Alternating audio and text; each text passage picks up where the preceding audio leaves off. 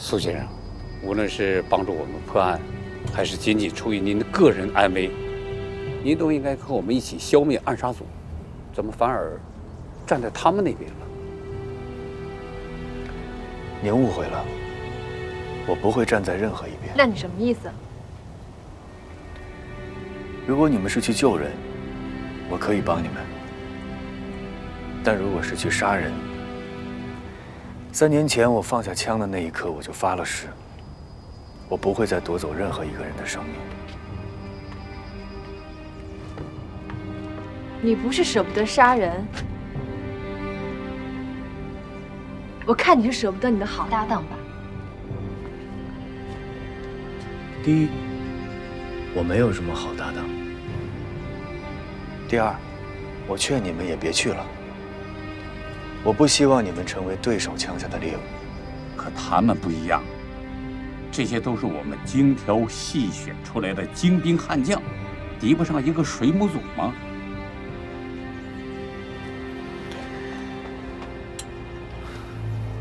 就凭他们啊？什么意思啊？什么叫就凭俺们呢？这谁呀？装什么牛逼的宝呢？啊？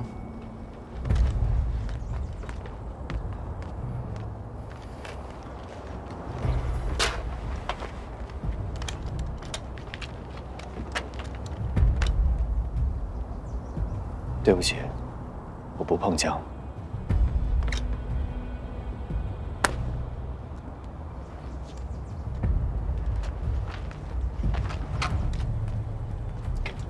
苏先生，他们的射击水平，刚才你都看见了，为什么还认为他们不行呢？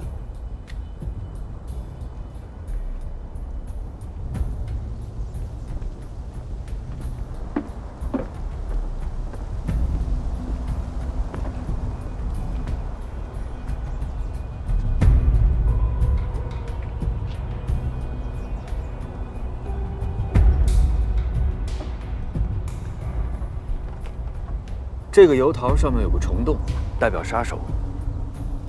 这一整箱油桃，代表普通百姓。杀手混进普通百姓里，寓意谋杀公安局长。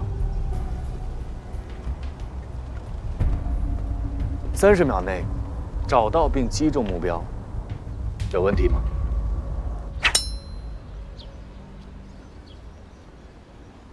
运气，这肯定是运气。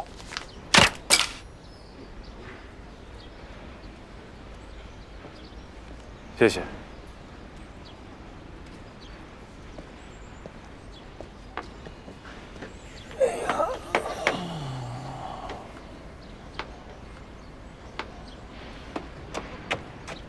师傅，你是怎么做到的？没明白。食指伸出来，从插缝儿穿过去。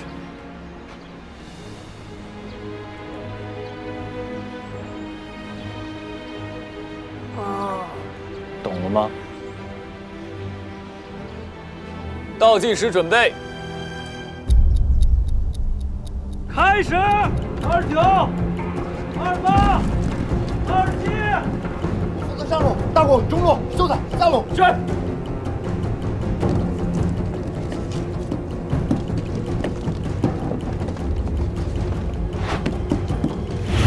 上路没有，中路也没有，下路没有。大力，就那一颗被挡着，一定是他。我躲，你要秀才抽你。是。别开枪！时间到。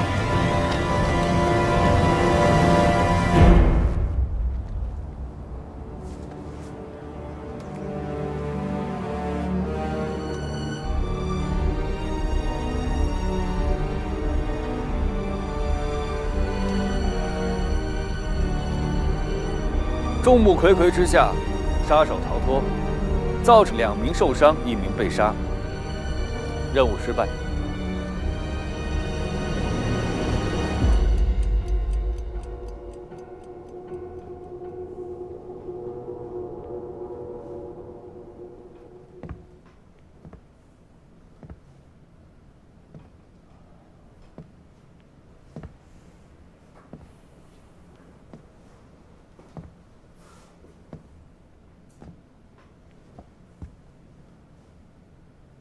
你们俩怎么都不讲话？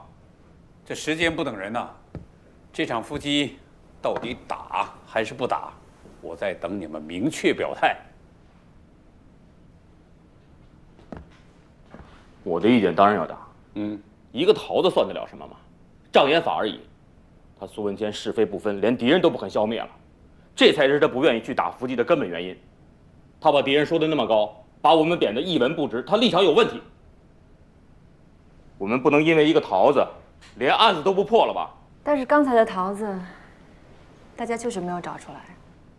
那找桃子跟找敌人能一样吗？桃子都找不到，敌人能找到吗？哎，我说欧阳同志，你不是平时最反感苏文谦的吗？怎么现在反而站到他那边为他说话？我没有替他说话。那是什么呀？我就是觉得，他刚才演示的结果，确实击中了我们的软肋。局长，我们的神枪手是非常优秀，枪法也很准确，但他们都是部队狙击手，过去所有的狙击经验全部来自于两军对垒的战场上，而战场上站的是穿着敌军军装跟我们泾渭分明的对手，就像他们一开始打油桃那样，只要做到枪法准确，100发100中就可以了。可是城市反暗杀不一样啊，你根本不会知道自己会面对什么样的对手，他们会出现在人群中的何处。苏文谦挑的那颗油桃还带有明显的标记，而城市反暗杀战场上的对手根本不会有任何标记，他们可能化身为任何形象，甚至出现在你的眼皮子底下，你也分辨不出来。这个就是战场狙击和城市反暗杀的区别，而这种区别光靠枪法准确是远远不够的。说的有道理啊，曹必达。打像水母组这样专业杀手的伏击，可不能光靠信心。局长，我不是光靠信心，但杀手就是杀手，跟普通老百姓不一样。杀手是要杀人的，他在杀人的那一刻，一定会露出什么蛛丝马迹。但是我们有没有这个能力捕捉到这个蛛丝马迹？我要说的就是这个事儿。欧阳同志，我请问你，刚才我们为什么没有找到那颗桃子？因为他手快。那我再问你，是苏文谦的手快呢，还是水母暗杀组的手快？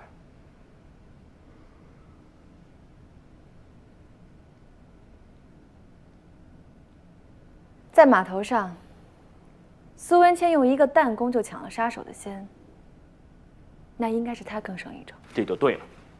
局长，你还记不记得，在码头上有一个人看到苏文谦把那个木雕小鱼打向了叶观音？陈先生，有紧急任务，是。好，太好了，谢谢。局长，借过来了。现在有了小镜子这双眼睛给我们当观察员，又有3个神枪手的实力，我们了解了敌人的情报，敌人蒙在鼓里，我们张网以待，可谓天时地利人和都在我们这边。这场伏击总算没什么问题了吧？你的意见呢？哎呀，欧阳同志，这可是千载难逢的机会，过了这个村就没这个店了，你还犹豫什么呢？可是我们确实不够了解水母组啊。如果真像苏文谦说的那样，双方的实力差距那么大的话，那你就那么情愿相信别人的话，认为我们一定会成为敌人枪口下的猎物吗？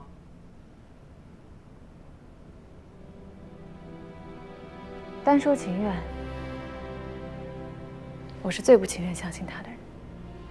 我知道，这次伏击确实是我们目前最好的机会，所有的条件都对我们有利，确实应该打。但是我就是害怕，我不想再让我的战友牺牲。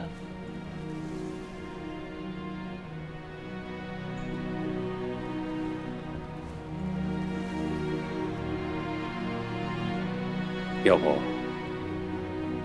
稳妥起见，我们再做做苏文谦的工作，请他参与，共同拟定具体的伏击方案，力争把风险降到最低。我不同意。为什么？苏文谦现在是敌是友都不清楚，怎么能把伏击方案告诉他呢？这风险太大了，我不同意。我也不同意。虽然我不相信苏文谦会去帮敌人，但是他现在那个态度，他怎么可能帮咱们呢？再有，我并不保证这一次伏击任务没有任何风险。但是您想想，这个世界上哪有没有风险的战场啊？这反杀较量同样是你死我活的战场。如果这个时候需要我们顶着枪口上，那也是我们的责任。局长，我请求您批准我们这次的伏击行动。欧阳，苏文谦，你不信任，那么你就是唯一了解神勇组的人了。这场伏击行动，你到底是赞同还是反对？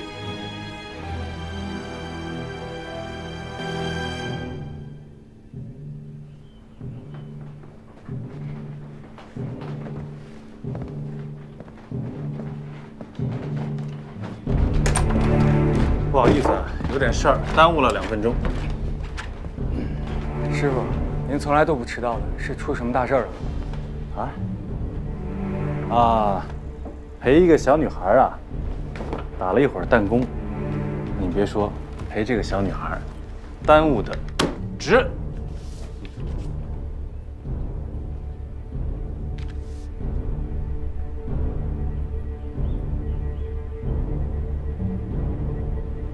有问题吗？开始吧。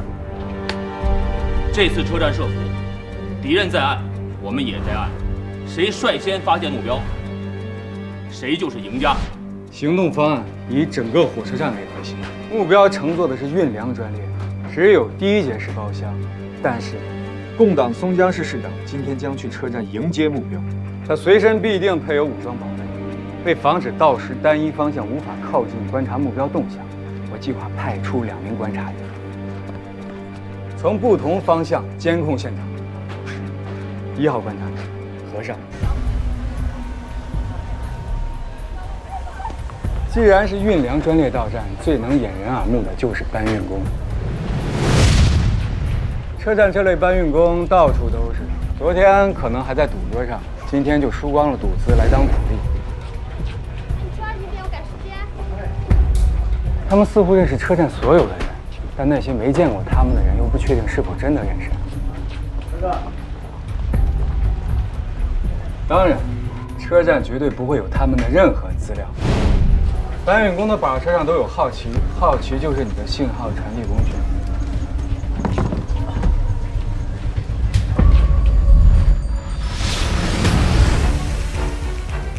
车站大楼最高处的阁楼可以俯瞰到火车站台、旅客进出口、货运通道，是视线可以覆盖全场的制高点。秀才，有，无论站台上发现什么，你都不许乱，要稳住，守住我方唯一的一个制高点。明白？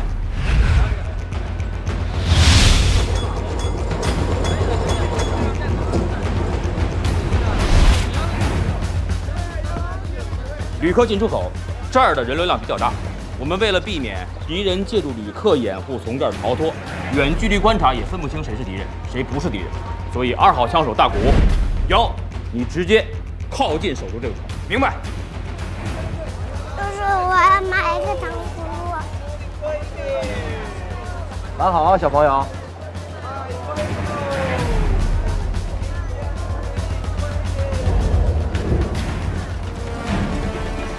2号观察员单棱，单棱之前在码头和共党照过面，所以你要彻底改装。你是化妆专家，这对你来说问题不大。给我姓名跟年龄就行。你叫林香，北平人，在松江洋货公司做销售。今天老家亲戚坐下午1点的火车来投奔你。林香30多岁，记得戴副墨镜，墨镜就是你的信号传递工具。来装行李。哎，过来帮个忙！来了。哎呀，你们快点，看长5大3粗的，怎么一点有气无力的呢？快点，找干完找收工。货运通道，这儿的人流量比较稀少，但是也不能避免敌人从这个位置进出，所以3号枪手老3，是你的位置必须隐蔽，而且隐蔽点要尽量靠近货站的围墙，以便一旦发生什么意外，要马上变换位置，以围墙为依托，守住这个口，不让敌人从这里逃脱。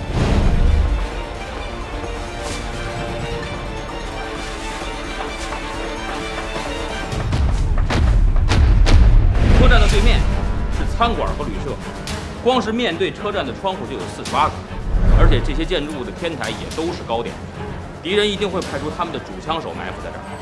可是我们事先不能对这48个房间和天台进行布控，不然的话一定会大头加伤。我担任主枪手，段阵旁负责第一撤离点，准备在车站大楼侧下接应全组撤离。冷桥负责第二撤离点，留守站外，如有意外赶来接应。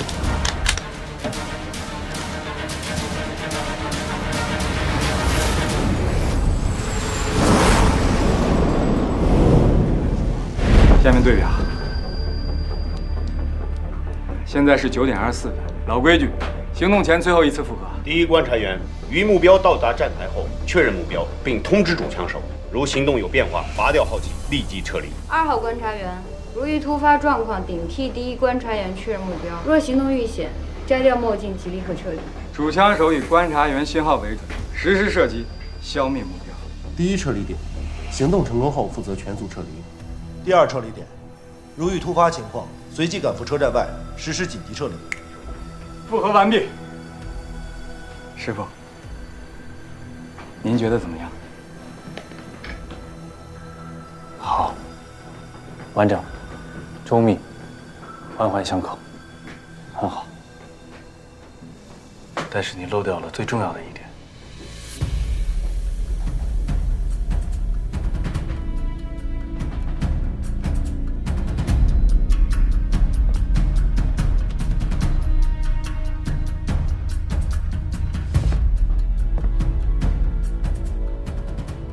师傅，是哪一点？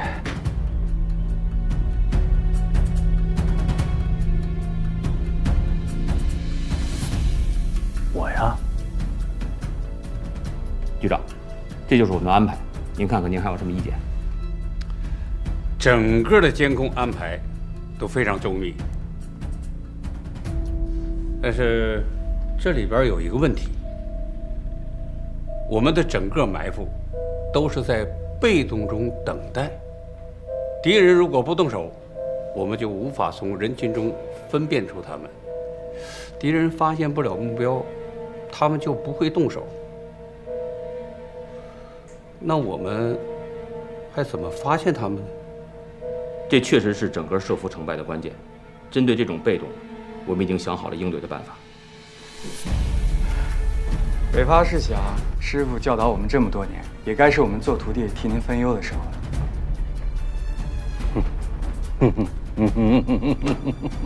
好，有志气。那我就让你们放手去干。这一次，我就当一个看客，看你们的成果了。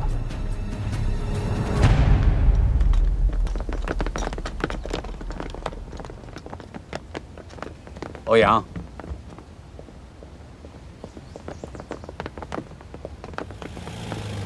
这次行动你就不要参加了。为什么，局长？设伏是武装行动，毕竟有一定危险。你的长项是资料分析，可不是动刀动枪的。再说，你留在局里还有更重要的工作。什么工作？苏文谦。说句实话，这次设伏我们并没有十足的把握。而苏文谦毕竟是最了解水母暗杀组的人，尽管他思想上一时转不过弯来，但是我们能做的就尽量去做工作。退一万步来讲，这次不行，为了将来，我们也不能放弃他这个专家。但是我不想跟他打交道。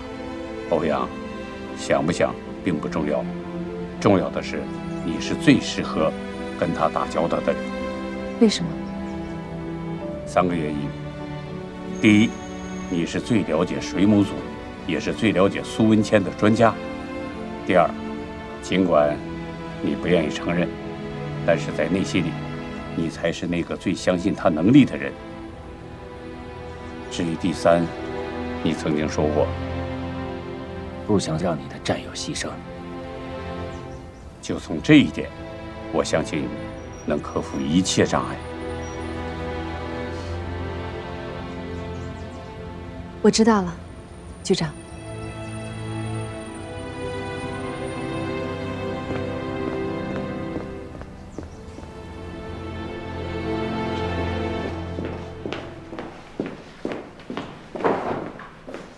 欧阳同志，你让我调查的事情已经查到了。秦雪的妈妈是将近10年前才搬到现在住所的，她搬来的时候已经有身孕了。前几年她一直是自己照顾孩子，邻居们说也没有见过小雪的爸爸。苏文谦是3年前才出现的，他每天早晚会去照顾他们的生活，跟邻居们说自称自己是老曾。那他母女还有什么社会关系啊？听邻居说，秦子书一直是一个人，也没见他跟亲戚朋友来往。秦子书，这个名字好像还挺熟悉的。行，那你先去忙吧，谢谢啊。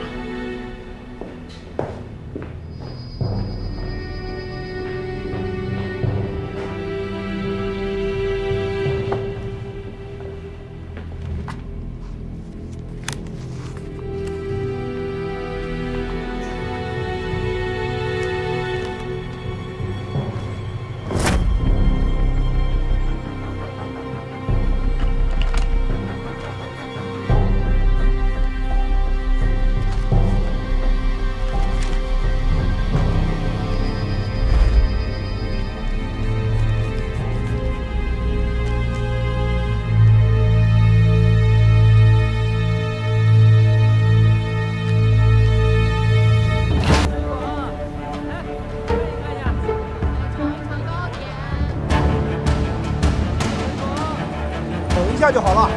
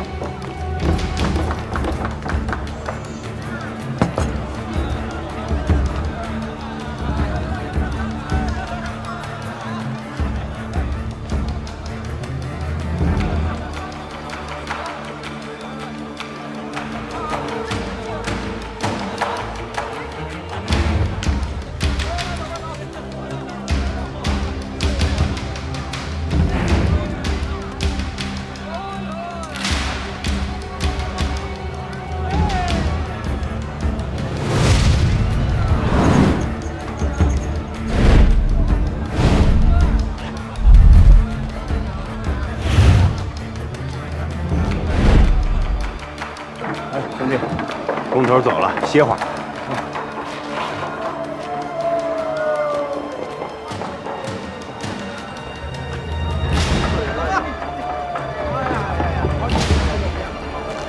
这个桂花糕怎么卖呀？2000块钱。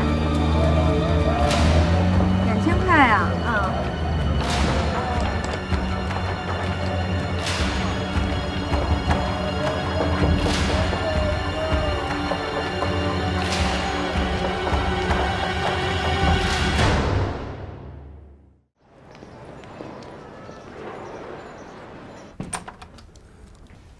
吃饭了。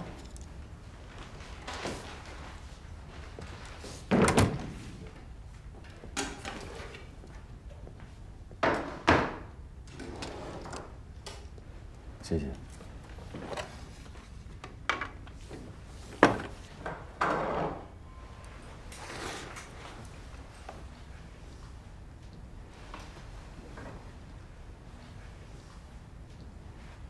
是。一晚上没回家，想小雪了吧？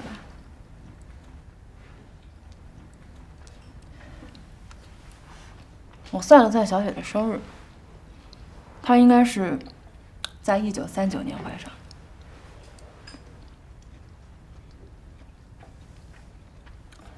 39年9月，武藤和白松崎在松江被刺。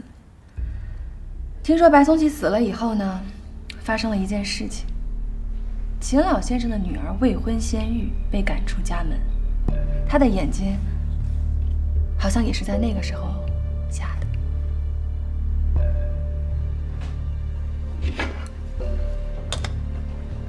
吃饱了。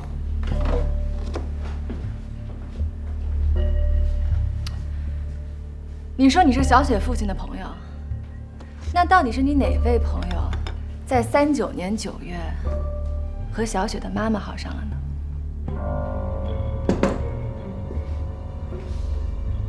你这是干什么？调查我的家人？我就是关心关心他们，你不用这么紧张。少跟我来这套。他们犯法了吗？你凭什么调查他们？不是你让我保护他们的吗？我做一个他们的背景调查，也是便于将来保护的。我要见曹组长。组长不在，你干什么去？苏文谦。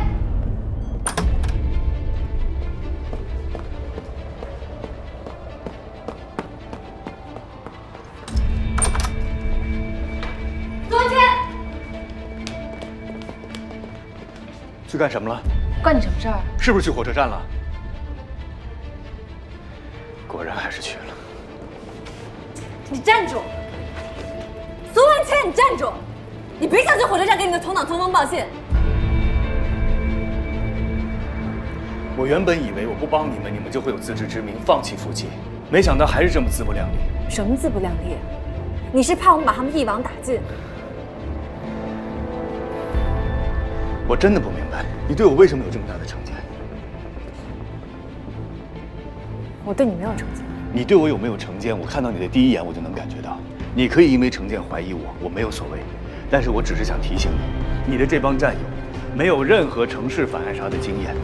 你认为一帮生手真的能打过最专业的水母组吗？我话说直白一些，你这是眼睁睁的在看他们去送死。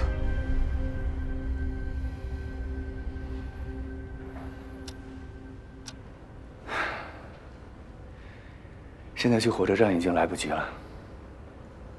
你说的对，这个不关我的事儿，你继续等你的好消息吧。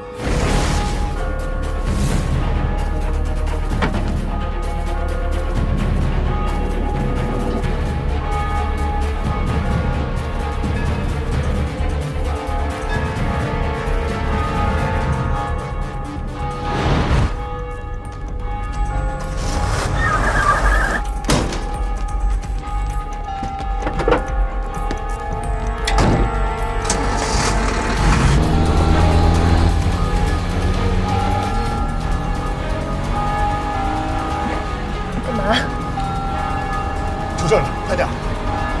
哎，你干什么？给我起来！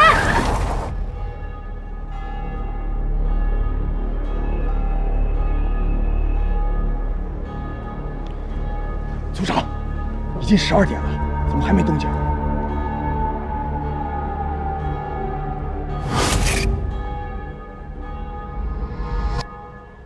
小镜子，错过什么没有？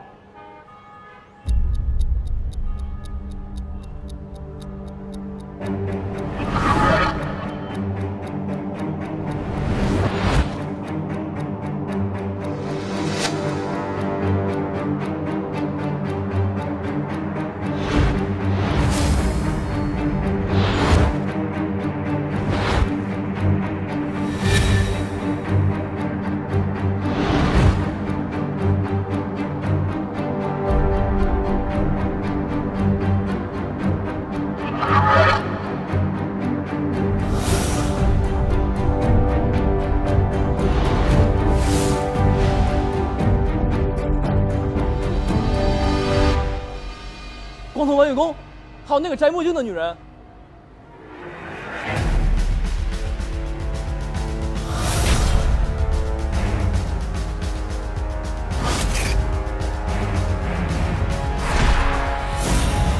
何飞，保护群众。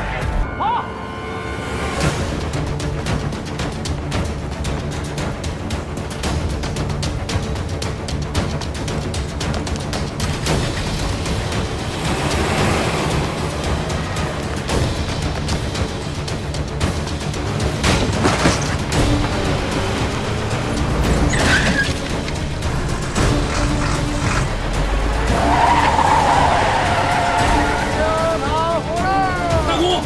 抓住那个戴墨镜的女人！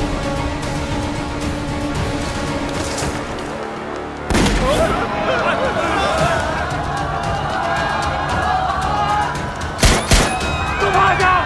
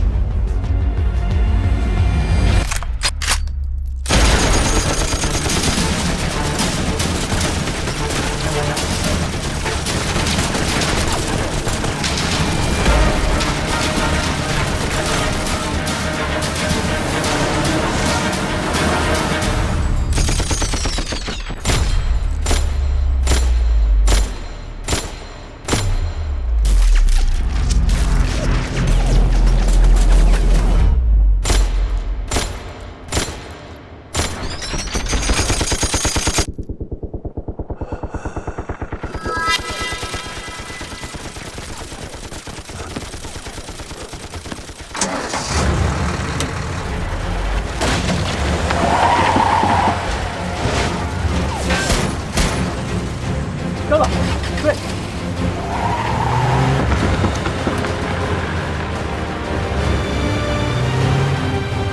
苏文清，你想干什么？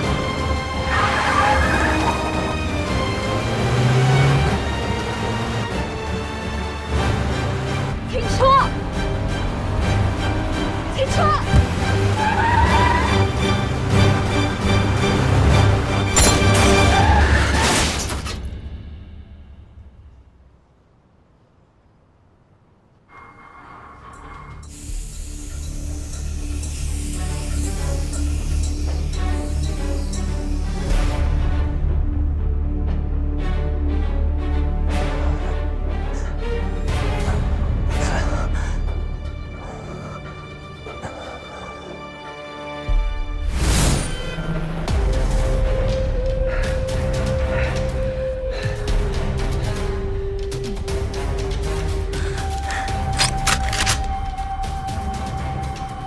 苏文谦，你果然是个……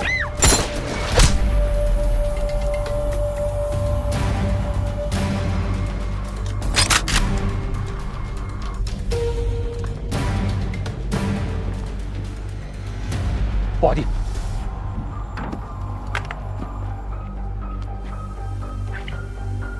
全体注意，全体注意！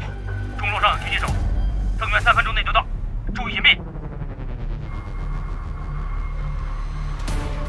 组长，逃跑的敌人抱着车才跑不快，现在追还来得及，晚了就追不上了。曹组长，现在你们是被人伏击，枪手就在对面的钟楼上，千万不能轻举妄动。隐蔽好，都别动。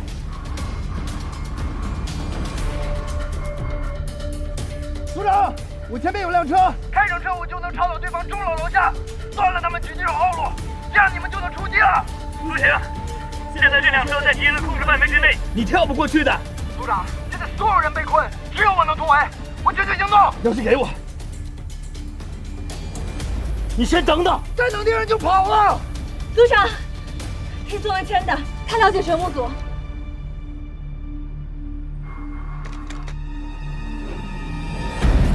给你钥匙。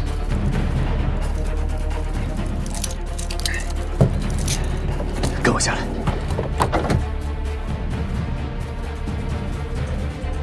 就2米宽的距离，跳过去不过半秒钟的时间，老子就不信他们跳那么快。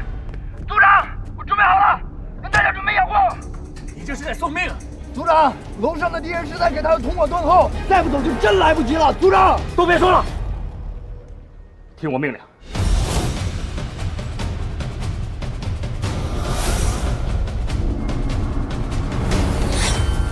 全体准备掩护。明白。把枪给我。相信我的话，把枪给我。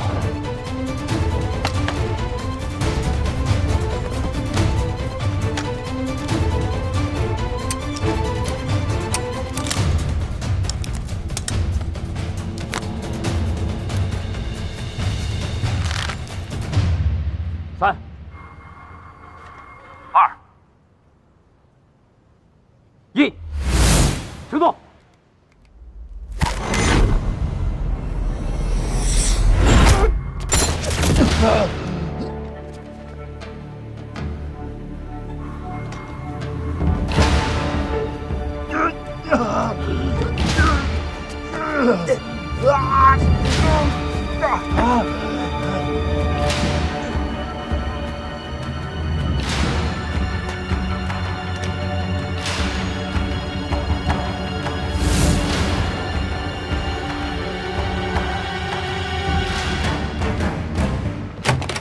没有搞清楚情报的真假，就把纸给烧了，这种雕虫小技都看不出来，你们眼睛是不是瞎了？师傅，对不起，是我大意。师傅，还有我。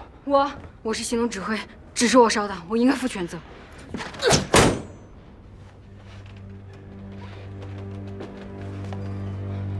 尾巴，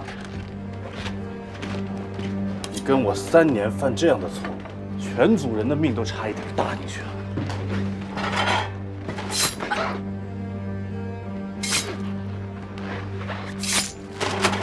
说你什么好？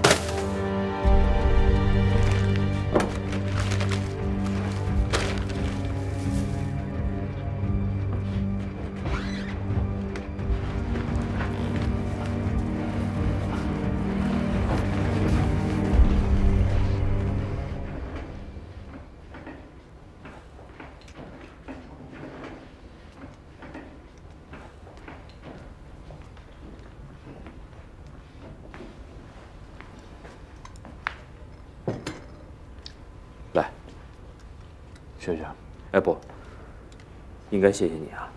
你看，要是不麻烦的话，能不能帮我们指教指教？今天打埋伏的时候，我们到底暴露些什么了？让他们观察到了我们的破绽。欧阳。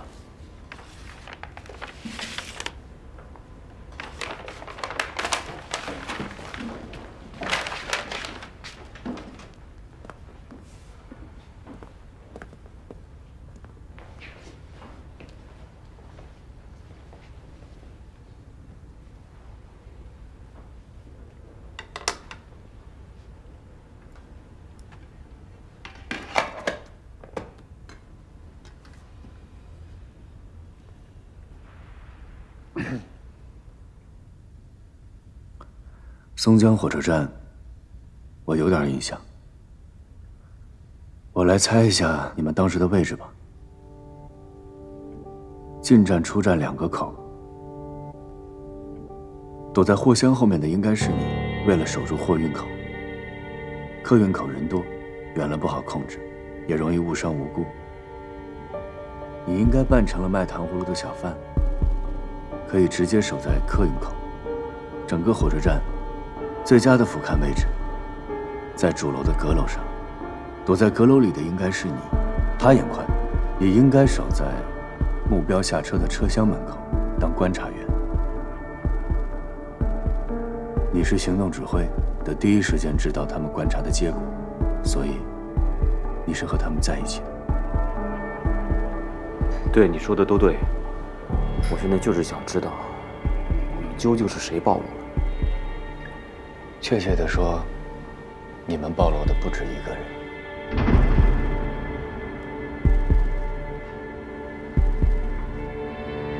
对方的埋伏圈总共出现了3处破绽，现在开始给我想都有哪3处？1分钟。第一个暴露的人，应该是你。为什么呀？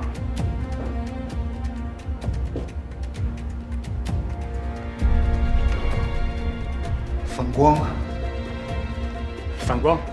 中午12点，阳光强烈。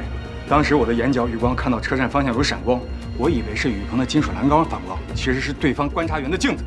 还有呢？那个卖糖葫芦的。卖糖葫芦的怎么了？他的肩膀。一个长期扛着糖葫芦的人，衣服的肩膀处必然会有磨损的痕迹。哦，还有最后一处。最后一处，共党弄出3条横幅，突然挡住了通往1号车厢的门口。在那个时候，谁要是绕过去观察，谁就是杀手。他们所有的暗桩都在找那个人，在关键时刻遮住视线，逼着对手自我暴露。能想到这一点，是挺了不起。但是以在码头的表现来看，我估计在那个紧急的情况下，你们也过于专注，而忘了掩饰。当时你们是不是都在朝着同一个方向看？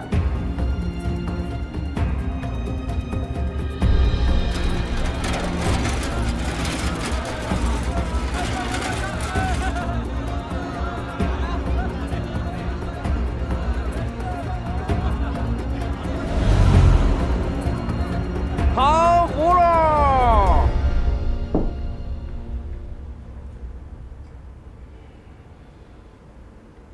我能继续吃饭了吗？可以，请。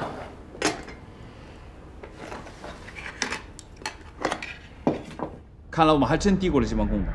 他们的埋伏虽然露了破绽，可当时连我们几个都没发现，可见这帮刚进城的共党水平未必在我们之下。现在更麻烦的是，殷千素被他们保护起来，短时间肯定不会再出来，甚至人可能都不在松江，我们根本无从找他，还怎么完成任务？师傅，我担心的不是共党打埋伏的水平高，也不是找不到殷千素，我是想火车站今天为什么会出现这样的埋伏？对呀，就算在医院，共党骗过了我，拿到了情报，可他们怎么知道情报的内容？对呀，我们水母组用了10几年的专用密码，从来没有被破解过。共党怎么可能会在短短10几个小时之内破解呢？只有一种可能，我们在找到叶观音之前，他就曾经醒过来，并且已经向共党交代了我们所有的情报内容。如果是那样，那就是好的。我担心的是另外一种可能。还有什么可能？苏文谦，师叔，他不是被炸死？你看到过他的尸体吗？难道当时活要见人，死要见尸。就算我们看到汽车爆炸了，没有看到尸体，苏文谦这种人也有可能会活下来。当然，这个是我的疏忽。我们打个比方，如果苏文谦还活着，并且帮了共党，那我们的麻烦就大了。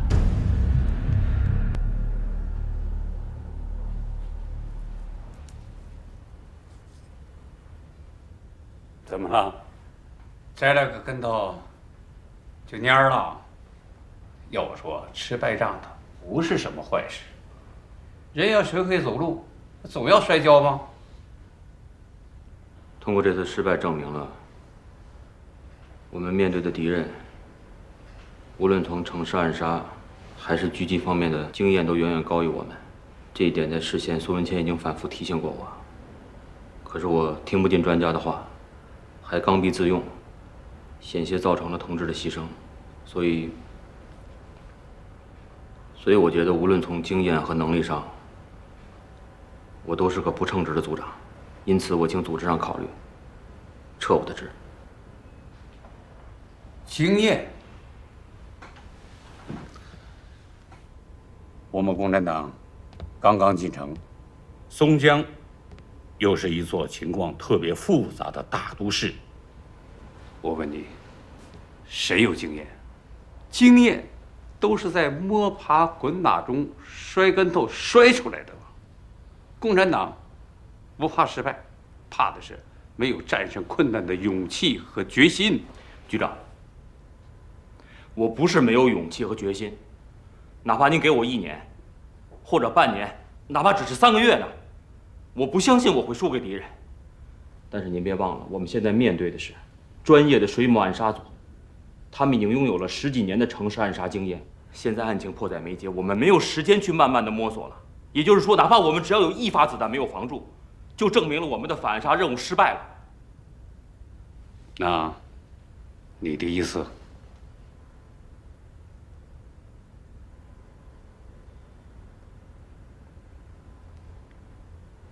我觉得欧阳香菱同志是研究水母方面的专家，而且以前常年从事城市地下工作，有丰富的经验。无论从哪个方面讲吧，都更适合担当这个组长。因此，我请求您能够向社会部把他正式借调过来，负责破案的工作。我不行，我对水母组的了解也非常有限，而且今天的判断我也失误了。好了好了，困难可以摆，不足可以提。我现在要听的是解决困难的建议和方法。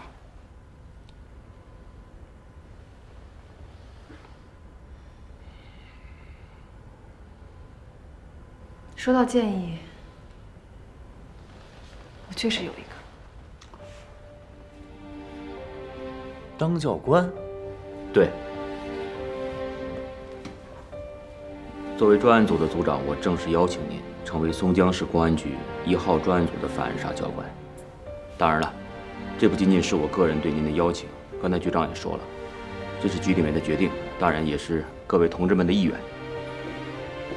王秀全愿向苏教官虚心学习，赵大虎也愿意向苏教官虚心学习。算我一个。还有我也向苏教官学习。对不起啊，我现在这个身份，当公安局的教官，不太合适吧？苏先生，如果您是担心我们对你有成见，我承认， 2个小时以前，我对您的成见还很深，但这仅仅是我个人，不代表局里和专案组。今天的事情，也证明了您的专业能力和经验无可替代。您对生命的尊重，更加令人敬佩。我为我自己的狭隘向您道歉，同时更要感谢您，谢谢您救了我的战友。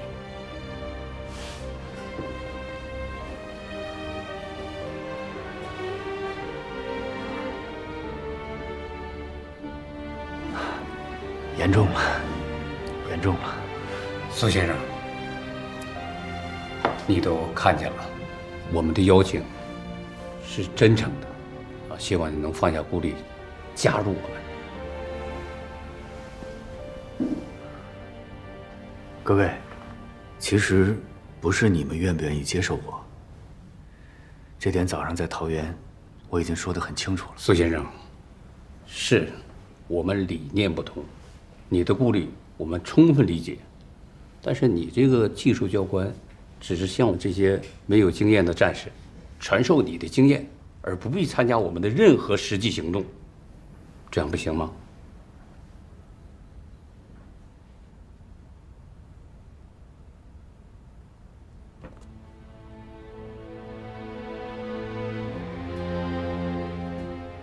各位，如果你们是保护人，我可以提供帮助，但是现在暗杀目标已经被你们保护起来了，也就是说，接下来你们要做的将不再是救人，你们需要我传授给你们的，也只剩下杀人的经验，教会你们如何杀人，那跟我自己动手没有任何区别。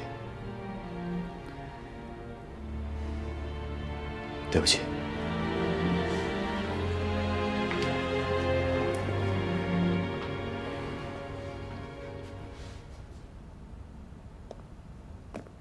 曹组长，哎，昨天晚上你跟我说，杨之亮的案子，你可以暂缓追究，我只是暂时待在公安局接受你们的保护，是这样吗？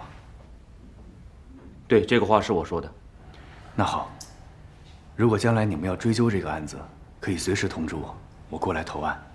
现在，我不想待在公安局了，我也不需要你们的保护。如果可以的话，我想回家，越快越好。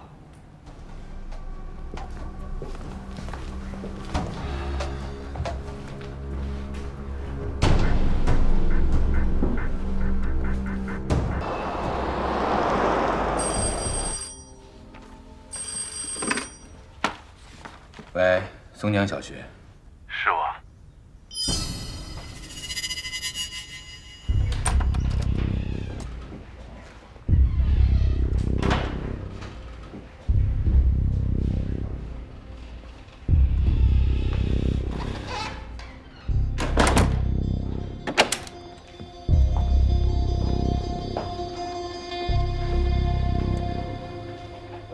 知道组长啊，有何贵干啊？有件小事儿，想麻烦一下方站长。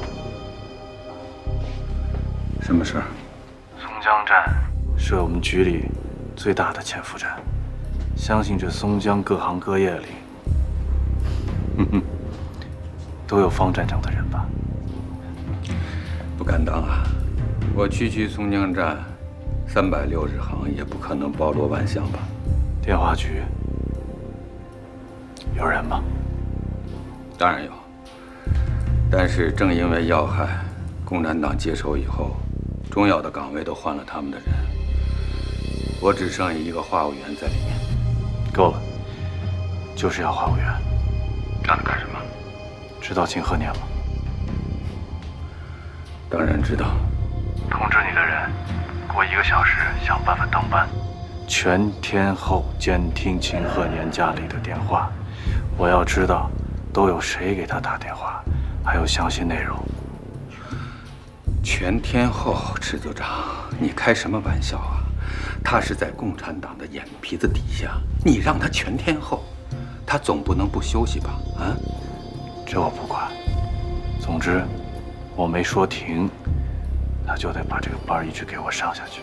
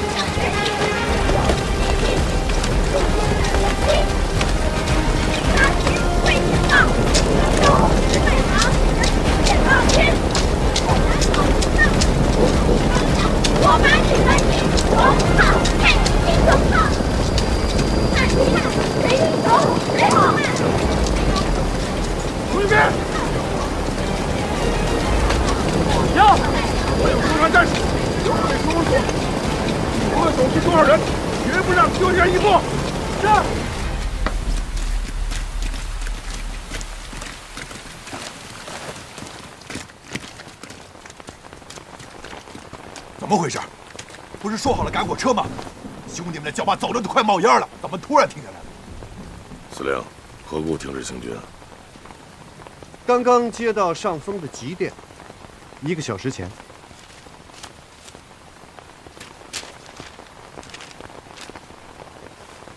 第10兵团司令长官唐思远，因铁路运力紧张，无法调配运兵车辆，命你部就地改道西南。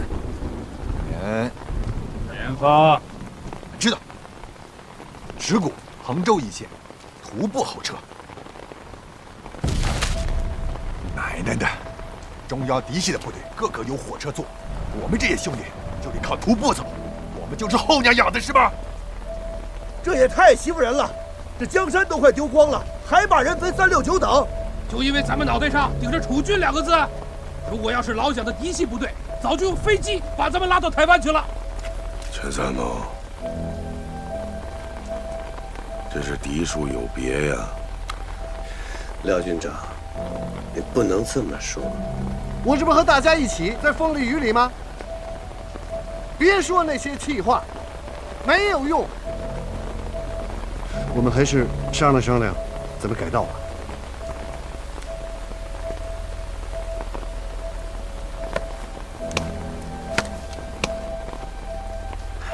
爱走冤枉路，尽管去走。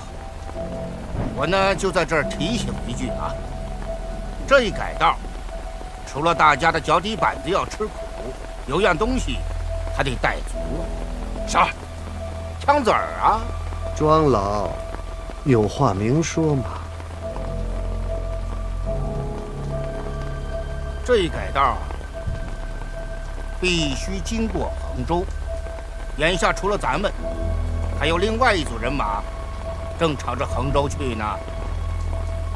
对，我最担心的就是这个。南下共军刚刚拿下越城，下一步不用说，肯定就是衡州。现在让我们改到衡州，很有可能就会和共军迎头撞上。所以啊，除了带足枪子儿，最好连棺材本儿也带够。阎王老爷正等着收人呢。庄老，您这话就有点危言耸听了。共军昨天才刚刚拿下了越城，他们离衡州还有至少4到5天的路。如果我们行动迅速的话，完全可以在2天内，最多2天半，我们就能够安全经过衡州。怎么可能跟共军迎头撞上呢？您别再说话了，庄老。廖军长，你说是不是这么个理？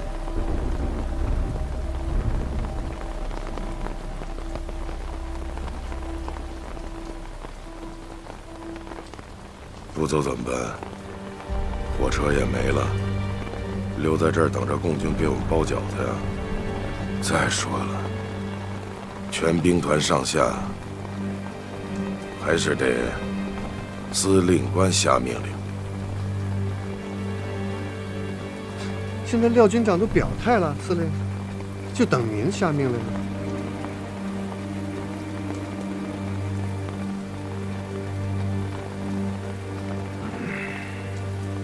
党国军人以服从命令为天职。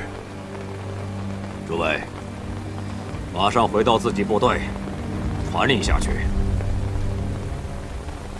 来到西南，务必48小时之内冲过衡州。是。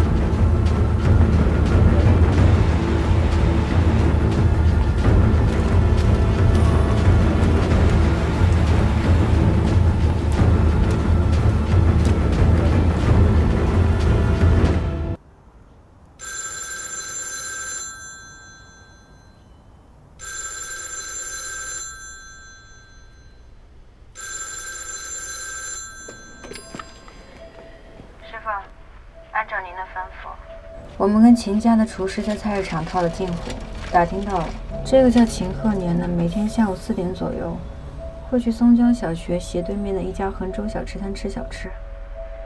师傅，我们还需要在他们家的菜里动手脚吗？不用，办得很好，可以撤了。师傅，这个叫秦鹤年的，跟我们要找殷千素有什么关系？这个你就不用多问了。总而言之，不迟于今天傍晚，我会让殷千素回到松江，并且公开露面，剩下的交给我。你还有更重要的事情要办。什么任务？还记得你在松江码头见过苏文谦吗？是，他在那儿摆摊，而且他跟旁边的摊贩都显得很熟悉，肯定干的时间不短。对。雁过留声，人过留痕。3年了，就算苏文谦他再谨慎，总会留下一些痕迹。我要你帮我查，去查这3年里他在哪儿，住在什么地方，跟什么人打过交道，全部给我查出来。您真的肯定他没有死？不管他是死是活，现在就当他活着找。如果苏文谦他还活着，我们现在所有的计划就都得改。有这么严重？当然了，常规的方法怎么对付得了苏文谦呢？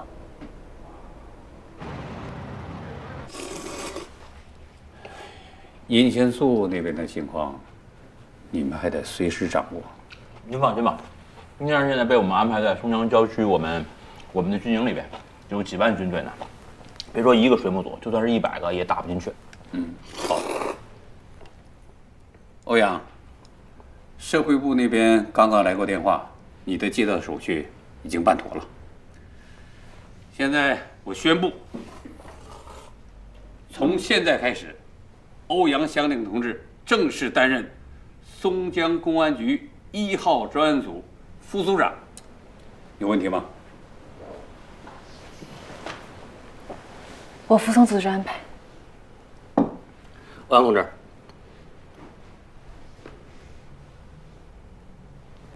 今后请多指教，以后就靠你们好好配合工作了。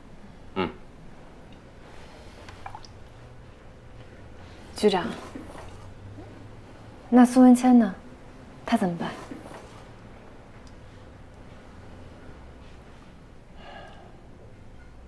人各有志，强扭的瓜不甜。我们愿意团结一切可以团结的力量，但绝不强求任何人违背他个人意志。这话又说回来了，要想争取一个人的心，我们自己得首先说话算数吧。我明白，那我亲自送他。别出心裁的构思，冷静的预判，精准的计算，这是钟楼神秘枪手留给苏文谦的全部印象。而如果火车站的神秘人真是池铁城，那情报的破解必定会让池铁城猜到自己还活着，而以池铁城的能力，要找到自己，乃至由此找出自己生活中的所有一切，只是个时间问题。留给自己的时间不会太多。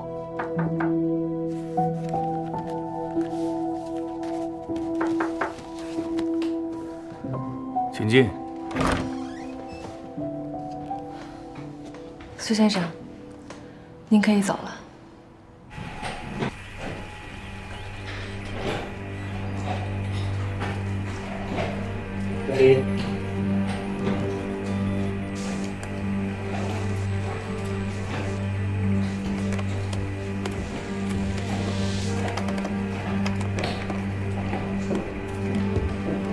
走吧，吃饭去。